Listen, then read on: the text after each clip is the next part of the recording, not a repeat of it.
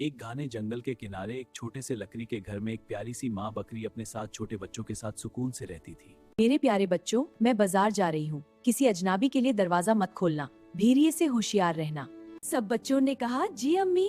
जी अम्मी, हम रास्ता नहीं खोलेंगे।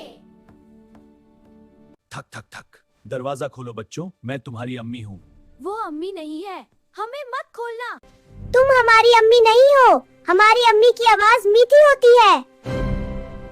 भेड़िए जंगल गया और अपनी आवाज मीठी करने के लिए शहद खा आया। लेकिन इस बार भी एक बच्चे ने खिड़की से उसके काले पांव देख लिए।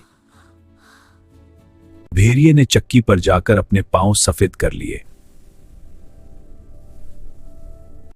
इस बार बच्चों ने दरवाजा खोल दिया और भेड़िया अंदर आ गया। बच्चे डर कर इधर उधर भागने लगे।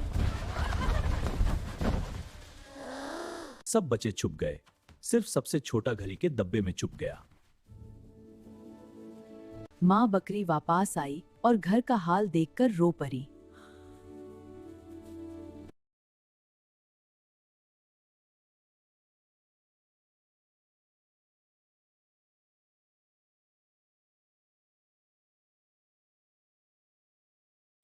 एक एक करके सब बच्चे जिंदा बाहर आ गए।